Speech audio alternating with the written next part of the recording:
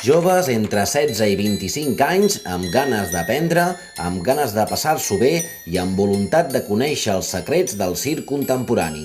Proves de selecció, matrícula oberta, Escola de Circ Rogelio Rival. Just el que buscava. Un lloc on m'ensenyin, on pugui esbrinar què carai passa amb el circ d'ara. Si el que demana el respectable públic d'avui dia és que algú els faci emocionar, els faci sentir i els ompli de màgia, tremoleu perquè ja sóc aquí. Però, un moment, aquí diu que fan proves de selecció. Això vol dir que abans d'anar-hi m'hauria d'entonar una miqueta. Des que vaig acabar el circ d'en Rodrigo no faig gaire res. Ara mateix em començo a posar les piles.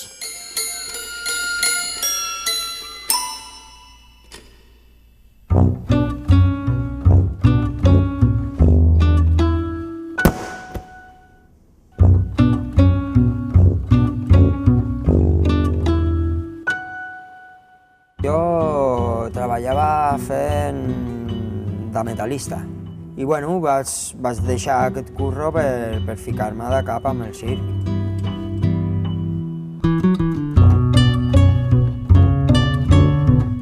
Jo no vinc d'una família tradicional de circ.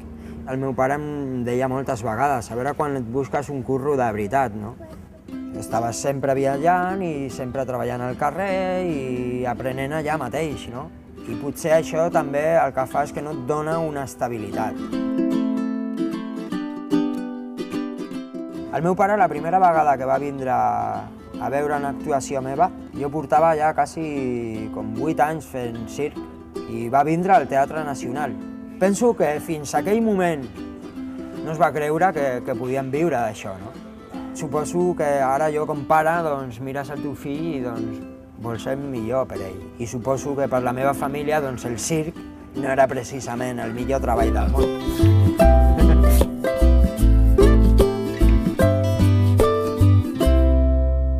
Al principi ho vaig agafar com una mena de hobby. Sí que n'hi ha un moment on fas el pas de dir vull fer això i em vull dedicar a fer això. Jo vaig tenir molt clar que m'agradava molt l'acrobàcia i ja vaig encaminar-me cap allà, no?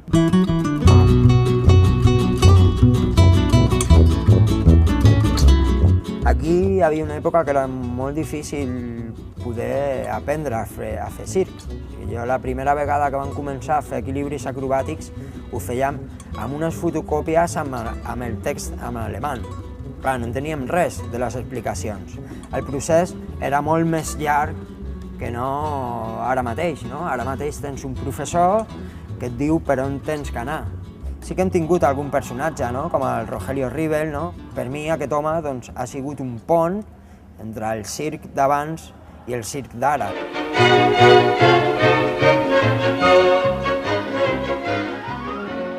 Sempre davant d'un públic una caiguda funciona, si està ben feta. I amb les cascades el que fem és transformar un salt acrobàtic en una caiguda.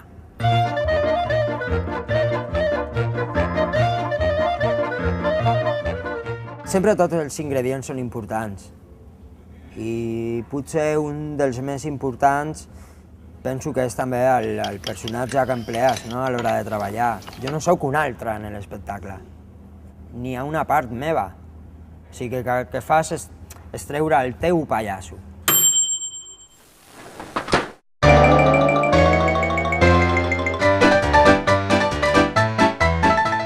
Si vols fer riure els demés, primer has d'aprendre a reir-te de tu mateix, no? Pots fer o pots ser qui vulguis damunt un escenari. I això et dona molta vida, també. Perquè, bueno, a la realitat no pots fer això.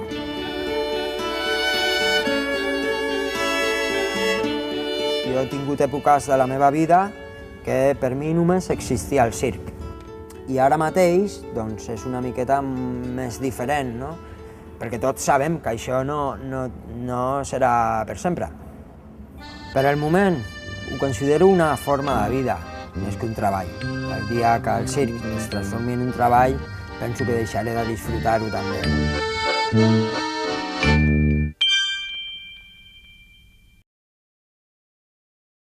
Impressionant! Em moro de ganes de començar les classes. Aprendré tot el que cal per tornar a triomfar damunt l'arena, o damunt la fusta, esclar. Estem parlant de l'escola que van fundar els millors alumnes d'en Rogelio Rival.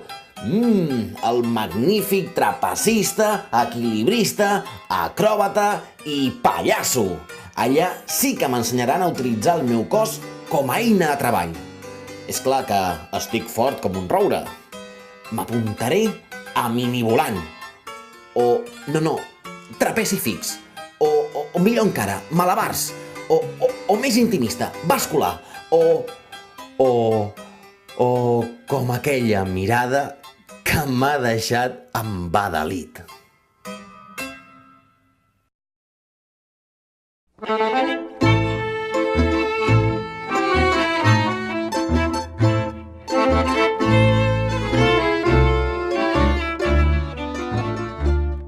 Jo vaig començar fa molts anys i feia més carrer, teatre de carrer, treballava amb manipulacions amb masses i cosetes així.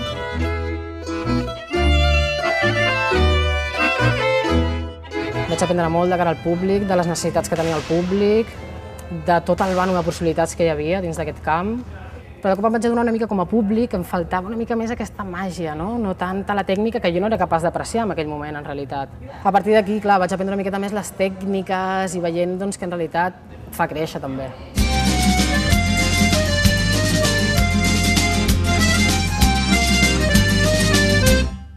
Abans tampoc considero que fes espectacles de circ, era més una animació de carrer. I bueno, a base d'anar coneixent una miqueta el món del circ, veus que tens coses que coincideixen molt. 2 anyets observant i mirant com funciona i també em van agafar moltes ganes, pots aprendre molt, és molt interessant. I bueno, pujar-me aquí doncs va ser una experiència nova.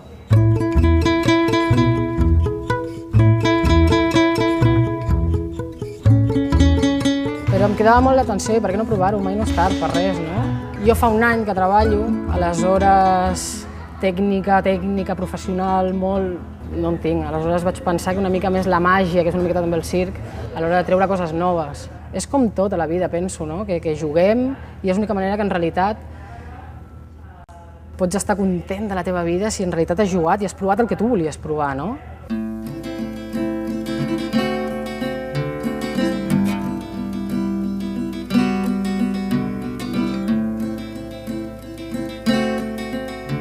El públic és el millor jutge o professor, o igual que els nens, no? Veus gent de 60 anys o de nens de 3 anys que en realitat estan amb la mateixa ment, no? De percebre i de què em demostres i fins a on em portaràs, no? Una mica. El circ de carpa és més una empresa, no? Diguéssim. Nosaltres som més empreses petitetes, funcionem més d'una altra manera. L'artista abans es dedicava molt més a la tècnica. Avui intentem barrejar, no sóc actriu tampoc, però sí que barreges una miqueta l'humor, amb la teva tècnica, amb la part teatral. Tenim aquesta cultura del circ antic i en realitat molta gent no sap què és el circ nou. Però continuem sent circ, és una evolució de tot, que penso que és bo també.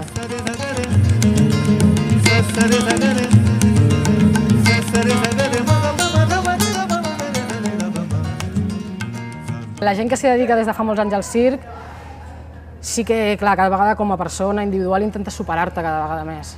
Però a l'hora de veure com a públic, penso que la gent no aprecia tant un triple mortal. Lo maco del nostre espectacle, que el meu company és molt veterà i jo no. Aleshores, aquesta barreja d'algú que no és professional amb una tècnica, doncs treus una mica més de la màgia, no?, en comptes de tanta tècnica.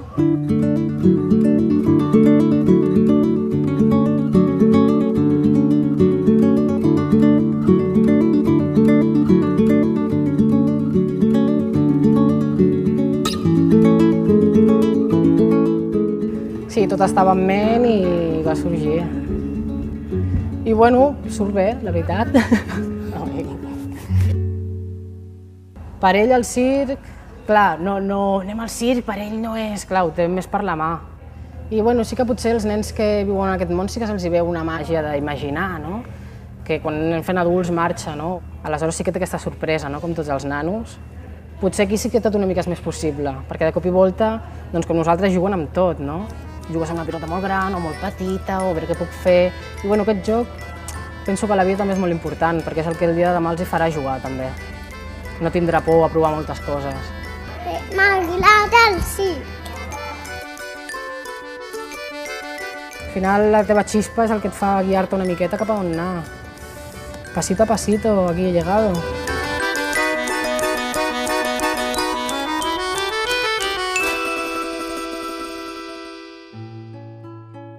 És la més bufona. És dolça, és amable, és divertida i em mira... Mai m'havien mirat d'aquesta manera.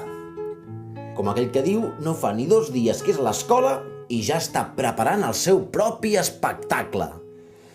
És fantàstica. I m'ha proposat que l'ajudi a muntar-lo. Serem la parella estrella del moment. Viu en un centre de creació artística i residència per a artistes de circ. I m'ha dit que m'hi convida a fer unes virolles quan vulgui.